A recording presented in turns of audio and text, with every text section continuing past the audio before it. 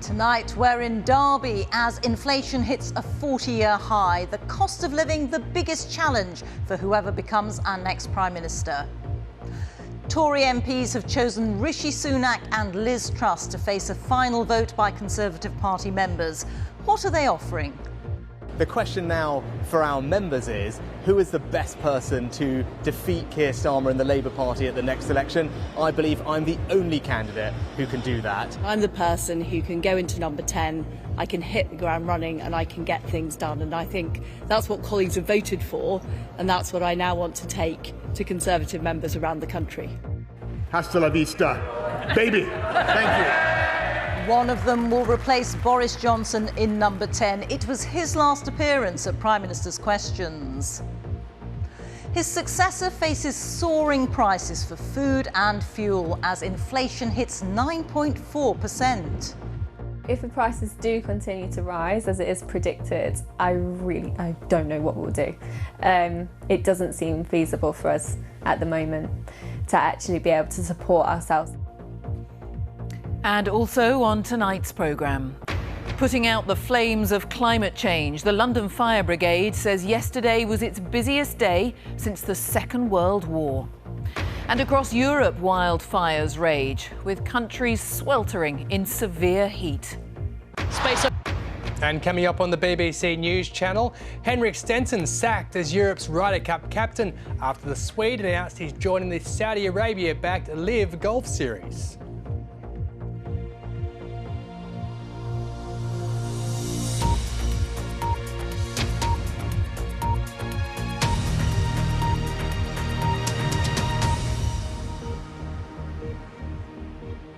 Good evening from Derby's Museum of Making. It's the site of what is widely considered to be the world's first modern mechanised factory and which now has World Heritage status. We're here on the day that inflation hit a 40-year high, leaving businesses and individuals all over the country grappling with soaring living costs. That increase in the cost of living will be a huge challenge for whoever wins the Conservative leadership contest and becomes the next Prime Minister. Today, we came a step closer in that selection process. The day started with 3 candidates vying for the top job: Rishi Sunak, Liz Truss and Penny Mordaunt, who got the lowest number of votes on 105. That means that she's out, leaving the former Chancellor and the Foreign Secretary. Those two now have about 6 weeks to persuade Tory party members that they have what it takes to lead the country. The Conservatives don't release membership numbers, but it's thought about 160,000 people will have a postal vote. The result of that ballot is due on the 5th of September. So what do Rishi Sunak and Liz Truss stand for? Here's our political editor, Chris Mason. Let me introduce you to some of those who'll decide who our next Prime Minister will be.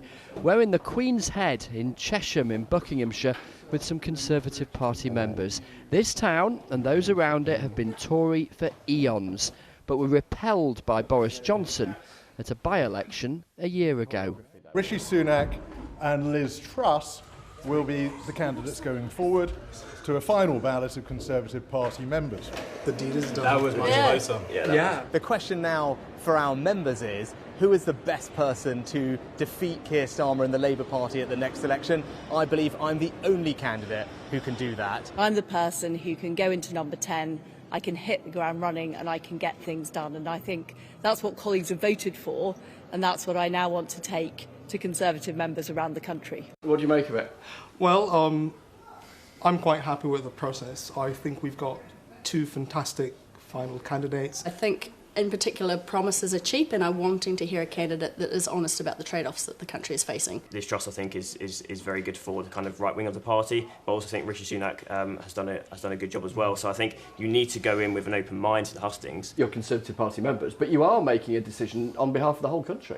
Yeah, and I think it's important that we recognise as a party, but also as an individual member having agency to make a vote, that these votes need to connect with absolutely everybody, not just ourselves. What do we know about the two finalists to be our next Prime Minister? The former Chancellor Rishi Sunak became an MP in 2015. He voted leave in the EU referendum and has said he wants to cut taxes, but only when inflation is under control. The Foreign Secretary Liz Truss was first elected in 2010. She became a Cabinet Minister in 2014 and voted Remain in the EU referendum, but rapidly became an enthusiast for Brexit. She is promising immediate tax cuts. And so could there be more of this to come? Rishi, you have raised taxes to the highest level in 70 years. That is not going to drive economic growth. Rows about tax, rows about judgment. In your past, you've been both a Liberal Democrat and a Remainer. I was just wondering which one you regretted most. But Boris Johnson is not quite done yet. Today was his final Prime Minister's question time, and so last chance to have a pop at Keir Starmer. Every time something needs to be done, Mr. Speaker, they try to oppose it. He's just a great pointless human bollard, Mr. Speaker, that's what he is. The Labour leader said he wished Mr Johnson and his family the best, but also couldn't resist the last jibe. He's decided to come down from his gold wallpapered bunker for one last time to tell us that everything's fine. I am going to miss the delusion. And the Scottish National Party reckon Mr Johnson's helped their cause no end. I'd like to thank the Prime Minister in his capacity as Minister of the Union for driving support for independence to new heights. And these were Boris Johnson's final words, and perhaps the last ones we'll ever hear of him in the House of Commons. The last few years have been the greatest privilege of my life, and it's true that I helped to get the biggest Tory majority for 40 years and a huge realignment in UK politics, Mr. Speaker. We've transformed our democracy and restored our national independence, as my right honourable friend says. Mission largely accomplished. For now, I want to thank everybody here and hasta la vista, baby. Thank you. A standing ovation from his own side at least, although you'll notice his predecessor Theresa May was a little less than a coiled spring in getting to her feet. As Boris Johnson leaves the Commons, so too does the contest to replace him, as it shifts to the country, or at least Conservative members in the country, tasked with choosing who comes next. And Chris is in Westminster for us now. How do you see this contest unfolding over the next 6 weeks, Chris? Rita, it will broaden and it will slow down at least a bit. The electorate will widen from the 350-something Conservative MPs who've been voting pretty much daily up until now, to around about 160,000 Conservative members who will have a longer time period over which to vote. But the two wannabes are straight out there campaigning. So we have Rishi Sunak in the Telegraph tomorrow, calling himself a Thatcherite. In fact, he does it, I think, 4 times in a single sentence, trying to reassure party members who think he has been too keen to put up taxes. So that's Rishi Sunak in the Telegraph. Liz Truss is in the Daily Mail, and she is saying she is instinctively a tax cutter and she will do it from day one. So you see a dividing line that's already been there emerging again in this pitch to the party members. Liz Truss will also be on the Today programme on Radio 4 tomorrow. Fast forward a couple of days and we've got the BBC debate here on BBC One next Monday night, the first head-to-head debate since the two were selected to be in the runoff, and then the first hustings taking place in Leeds a week on Thursday. The first couple of weeks of this contest will matter disproportionately because as soon as those ballot papers get out early next month to Conservative Party members, you can expect many of them to vote quickly. Chris, many thanks. Chris Mason there reporting from Westminster. Well, as we said earlier, the economic challenges facing the next Prime Minister are huge. The history of this city, Derby, is steeped in manufacturing and it remains a vital part of its economy. Businesses and individuals here, as in towns and cities across the UK, are reeling from the effects of a rise in living costs not seen for a generation. Figures today show the rate of inflation rose to 9.4% last month. That is the highest rate for 40 years, driven by a leap in the price of fuel and also of basic foods like milk, cheese and eggs. Our economics editor Faisal Islam reports now from Derbyshire on the effects of rising inflation. Now we're going to get some strawberries. It is the staples, fuel and food going up last month that pushed inflation to a new 40-year high. This is what that means for families in Derbyshire and across the UK. At this community food pantry, they're finding demand rocketing at the same time the surplus supermarket supplies they rely on dwindle. We're currently shifting about 1.25 tons of food every week. We are certainly thinking that as demand carries on going up, we're going to run out of road in terms of being able to acquire enough food to feed people on that non-profit basis. We've got chicken, we've got pork, And even though here they can supply families with food at 1/10 of the normal price, such as the general inflation crisis that some customers, working people, can no longer afford the bus fare to get here or the electricity to keep food fresh in hot weather. Well, we've heard of people switching off their fridges and freezers because they can't afford the electricity. And actually that's a really, it's a difficult choice to make, but actually it doesn't really save you a lot because the biggest part of your energy bill is the standing charge. Actually, you're not really saving much money and you're risking your own health and that of your family. I've now got a job, a really good job. My husband works full time, but things obviously with the cost of living going up, it is tight. We live hand to mouth all the time. One of my friends told me about it, so I started coming. I was really embarrassed at first, but I don't feel embarrassed about it now.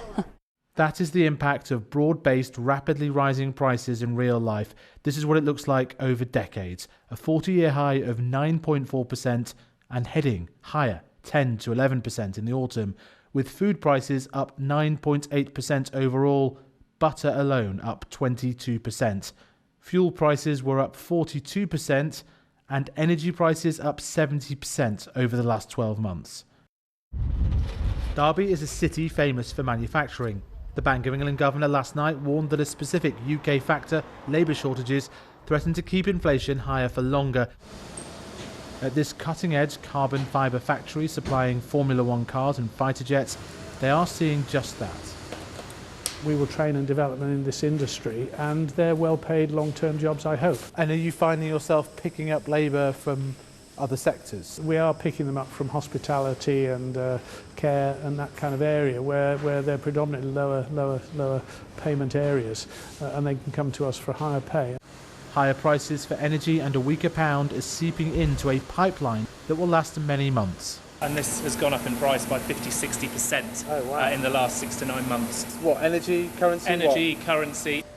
One of the first steps in trying to get this under control could be raising interest rates by 0.5%, the largest rise in nearly 3 decades. But energy prices are due to rise again in autumn, pushing inflation yet higher. Faisal Islam, BBC News in Derby.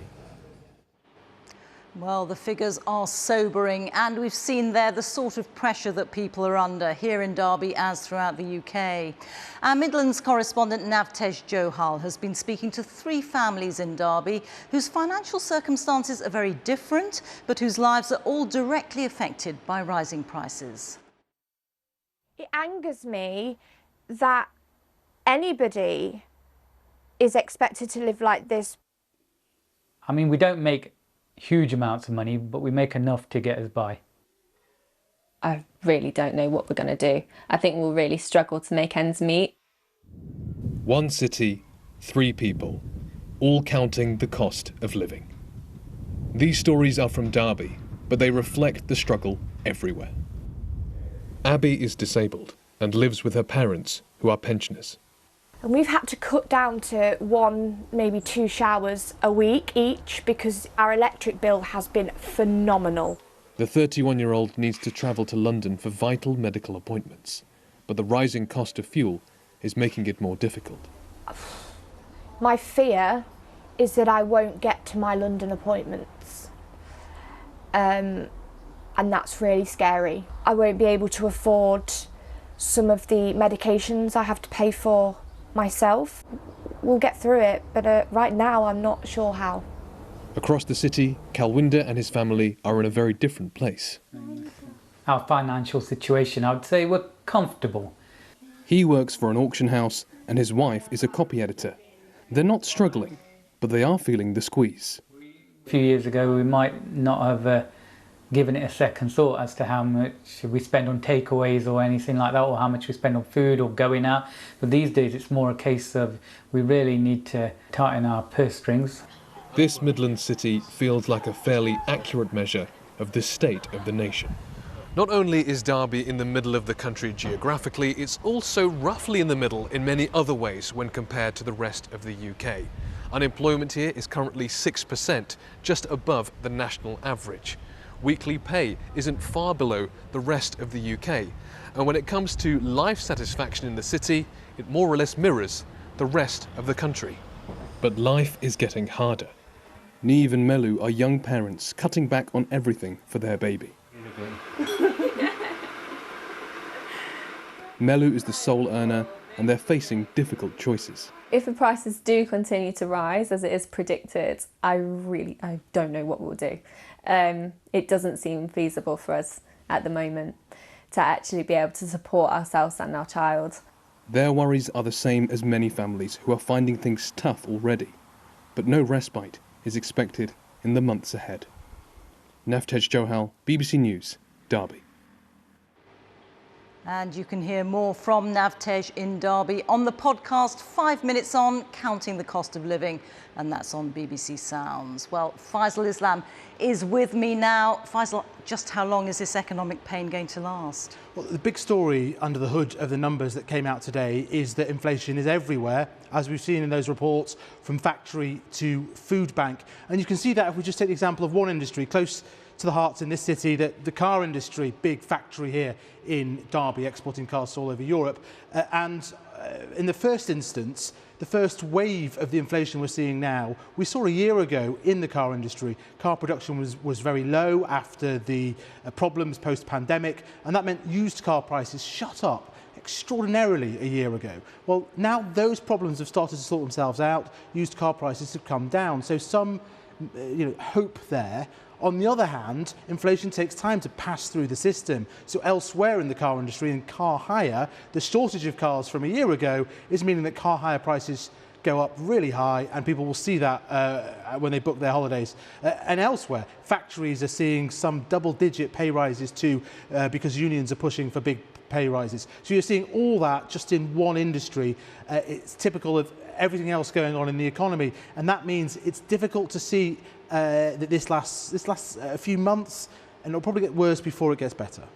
Faisal, thank you very much. Our economics editor, Faisal Islam there. Well, that is all from us in Derby, but just to let you know that the BBC will be broadcasting from different parts of the UK over the next few months, talking to local communities about how they are dealing with the rising cost of living. But now it's back to Jane in London. Rita, thank you very much. The Mayor of London, Sadiq Khan, says the capital's fire service had its busiest day since the Second World War yesterday, as it dealt with blazes that broke out in record-breaking temperatures. The city was one of 15 areas around the UK to declare a major incident. One of the most serious fires was in Wennington in East London, where houses were destroyed. Daniel Sanford reports from there. Daybreak this morning revealed the devastation wreaked by the fire in Wennington on the far east edge of London. Homes, cars, businesses, all consumed by flames that had appeared almost out of nowhere in the blistering heat of yesterday afternoon. London's fire brigade had been stretched to the limit.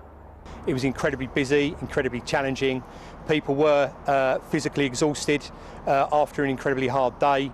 That continued throughout the night, and we had resources throughout the night planning for the next few days as well to make sure that we've got all the cover and resources we need.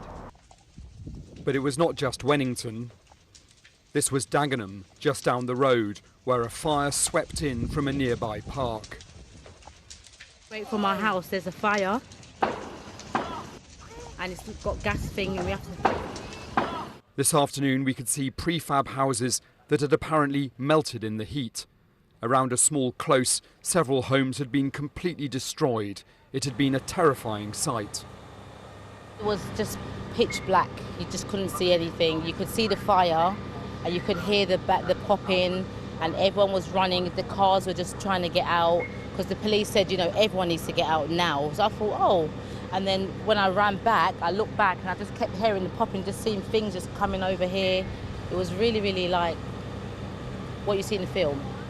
The devastation was so bad here in London that the mayor said the fire brigade had had its busiest day since the Second World War. Today, London was still burning, with fresh blazes like this one in Woolwich breaking out. Firefighters have difficult days ahead. Beyond the capital, the village of Brancaster Staithe in Norfolk saw 5 homes burnt down.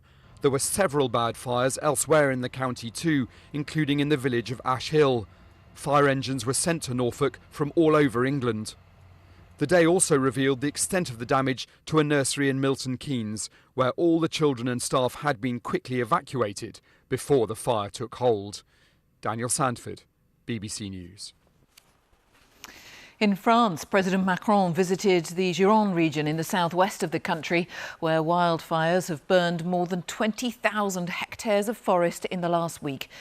More than 37,000 people have been forced out of their homes. Fires are still raging in Spain, Italy and Greece amid drought conditions. Our correspondent Lucy Williamson sent us this report. Fire chiefs are too cautious to talk about a turning point, but the fire here has stabilised enough for President Macron to visit Testebouche today to congratulate the crews.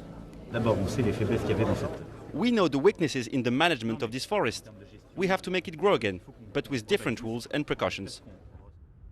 You can see how unstable the situation is, even from the forest road. The soil still smouldering, the clearance crews still at work. This is what it takes to stop the fires. A corridor 300 metres wide, cleared of all trees, all fuel for the flames. But firefighters say the fires could still leap across this corridor if the wind's in the wrong direction. And for those now waiting out the fire in shelters, fears will linger long after the flames are out. I think it's a global problem for everybody. And in the future years, it could be the case for other regions or other country, like in the UK. What we are living now, they can live it tomorrow or in the future years. What fires like this can do is becoming hard to ignore. In Greece last night, firefighters watched as gale force winds swept flames through districts around Athens. Residents said the fire was moving faster than a car. Is this, many ask, the future of summer in Europe, when pressure on firefighters has eased again? Will the pressure on politicians keep growing? Lucy Williamson, BBC News, Testebouche. So, as we've seen, people around the globe are experiencing dramatic heat waves and wildfires as a result of climate change. How much of a wake-up call should all of this be? Here's our climate editor, Justin Rowlatt. Justin. Thanks, Jane. Well, we certainly saw some extraordinary temperatures yesterday. Look at this. More than 30 weather stations exceeded the UK's previous record. And look how far north the heat goes, all the way up to North Yorkshire. Here's the previous record, 38.7 degrees Celsius, set in Cambridge in July 2019. And look, it got a full 1.6 degrees hotter in Coningsby in Lincolnshire, giving the UK a provisional new record temperature of a blistering 40.3 degrees Celsius. It just blew my mind. I never expected to see 40 degrees. It feels like it's happening a lot faster than what we were predicting. I mean, I know the climate models, I'm a climate scientist, but to actually experience these 40 degrees really brings it home. There are some quick fixes to ease the impact of extreme heat. How about painting your roof white? That can cool homes by up to 4 degrees. Rail workers tried something similar here in the UK this week. We can plant more trees. Trees can bring down temperatures dramatically. Or how about an awning or shutters to shade your home from the sun? Or you could just get up early. These British bin men started their shift at 4 a.m. this week to avoid the worst of the heat. But these fixes don't get to the root of the problem. We need to cut greenhouse gas emissions fast if we're going to keep climate change to a minimum. President Joe Biden has struggled to get the backing he needs to do that in the US. Today, he announced he would be using the power of the presidency to take action. As president, I have a responsibility to act with urgency and resolve when our nation faces clear and present dangers. And that's what climate change is about. It is literally, not figuratively, a clear and present danger. The health of our citizens and our communities is literally at stake. So here's the kind of thing that is persuading the US president he needs to act. This image from NASA shows global temperatures in June 1976, when the UK famously experienced a long heat wave. The darker red it is, the warmer than normal it is. You can see the UK is baking hot there. Now take a look at this. This shows June 2022, so last month. You can see the heat wave we've just endured beginning to form there over Africa and parts of Europe. And have a look down there at Antarctica, much hotter than usual. But look, the heat isn't a local issue here anymore. It is now worldwide. What the last few days have given us is a kind of glimpse into the UK's climate future, a stark reminder of why tackling climate change is so important. Jane. Justin, thank you. Now we'll take a look at some other stories making the news today. The development of a new nuclear power station on the Suffolk coast has been given the go-ahead by the government. The French energy company EDF will build Sizewell C next to its existing Sizewell B plant. It's expected to provide power for up to 6 million homes. The European Commission is calling on all EU countries to cut their gas consumption by up to 15% because of fears that Russia could reduce or even stop supplies during the winter. Moscow has already limited or halted supplies to a dozen EU countries. Henrik Stenson has been removed as Europe's Golf Ryder Cup captain with immediate effect. The Swede has signed up for the new controversial Saudi-backed breakaway golf series. Ryder Cup Europe officials said it had become clear that Stenson wouldn't be able to fulfil his contractual obligations. Sri Lanka's MPs have chosen a new president as they try to end the country's political and economic turmoil and the huge protests which forced the last president to flee the country. But the appointment of Ranil Wickremesinghe, who was Prime Minister, has infuriated the protesters who've been demanding his resignation. Sri Lanka's economy is in meltdown. Huge borrowing has led to a debt crisis, and the currency has plunged in value. So the country is struggling to pay for food, fuel, medicine and other vital imports. Food prices have risen a staggering 80% in a year. Our correspondent Sekanda Kamani reports from the capital, Colombo. Sri Lanka's new president is not a popular man. There was heavy security outside Parliament as politicians assembled to select a new leader. Ranil Wickremesinghe is a veteran political figure. Now he'll be leading a country struggling with its worst ever economic crisis. Earlier this month, his offices were temporarily taken over by angry protesters who forced the previous president to flee. Demonstrations have continued, but now they're far smaller. Protesters had said they would never accept Ranil as president. There is clearly still a lot of anger, but so far, no sign of the kind of mass protests we've seen in recent weeks. Obviously, people are burnt out after like 4 months of continuous protest, and election should happen as soon as possible once the reliefs are given to the people. The new president faces major challenges. Petrol queues stretch for miles. Sri Lanka is basically bankrupt, unable to afford enough fuel, whilst food prices are soaring. My children ask for milk in the morning, but I can't afford it. Our electricity has been cut off because we can't pay the bill.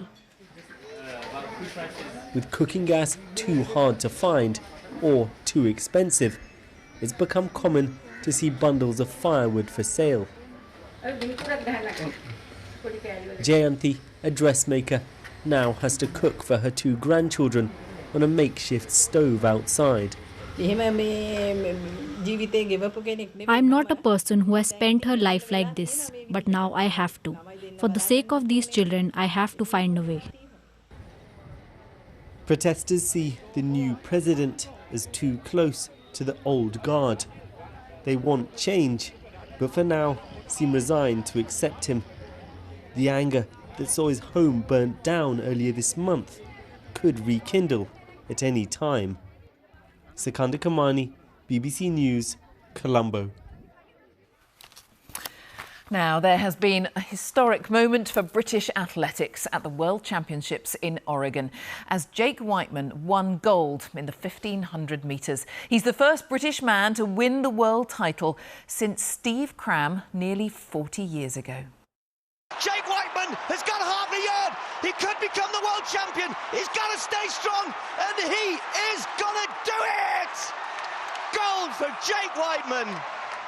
I just got a whiff of it in the last lap. I knew if I was there with 200 to go, I was going to do everything I could to put myself in a position to win it, and I was just running for my life that home straight. I've given up so much to get to this point. It's such a lot of things sacrificed to get here, and this makes every little bit of it worth it. I never really gave up the confidence that I had the ability to be able to get to this point, so I'm just so glad that I've been able to do what I've dreamed of since I was a kid.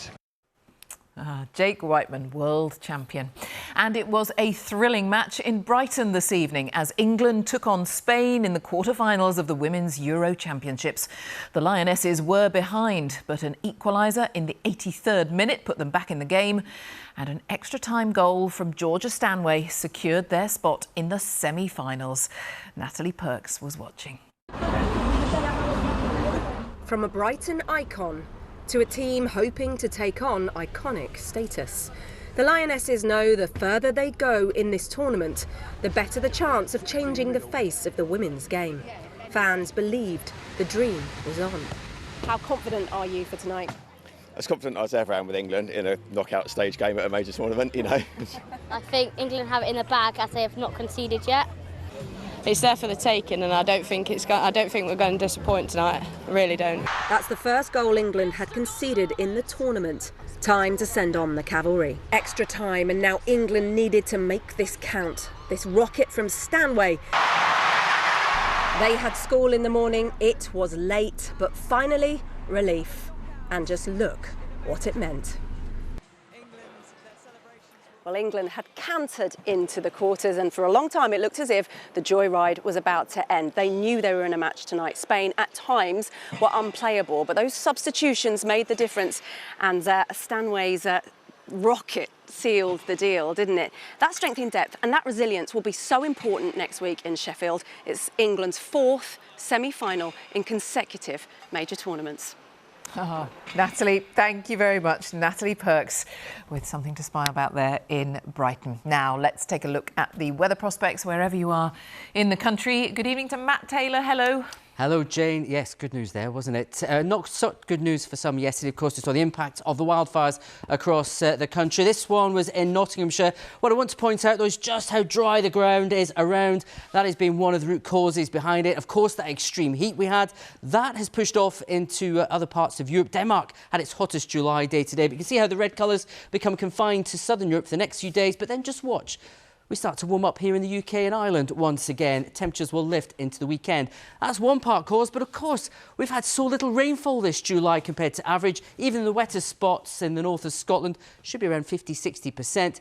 We're nowhere near. And the further south we go, we've had very little rainfall at all. That's why everything is so dry and so parched at the moment. And for many of you tomorrow, another dry day with the sunniest conditions out towards the west. But we do have a few showers. There's some actually across the southeast at the moment. A few heavy ones. They will gradually clear through. Lots of cloud across eastern areas. And even though we are bringing the temperatures down, it's still going to be quite a warm night out there, 16–17 degrees. And of course, it takes a while to get some of that residual heat out of the house as well. So I think a few more uncomfortable nights to come. But the reason for the dry conditions tomorrow, by and large, is got a ridge of high pressure pushing in. Closest to that, western areas see the best of the sunshine, just 1 or 2 showers. Cloud in Scotland breaks up to sunny spells. Much of England away from the southwest, though, a fairly cloudy day, and we're going to see some outbreaks of rain or drizzle here and there. Temperatures tomorrow continue to drop away a little bit, but still 24, 25 Celsius in the south is a few degrees above normal for the time of year. Friday, though, lots more cloud again, but a greater chance of some showers and clusters of heavy, potentially thundery showers, especially across England, Wales and southern Scotland. Northern Ireland, the driest and the coolest day of the week as temperatures close to where we should be for the time of year. But, as I said, into the weekend, it warms up. And just take a look at London, getting close to the high 20s once again. Jane. Matt, thank you very much indeed. And that is it from the team here tonight. You can keep up to date, of course, with all the developments on today's stories on the BBC website. But right now it is time to finally join our colleagues across the nations and regions for the news wherever you are.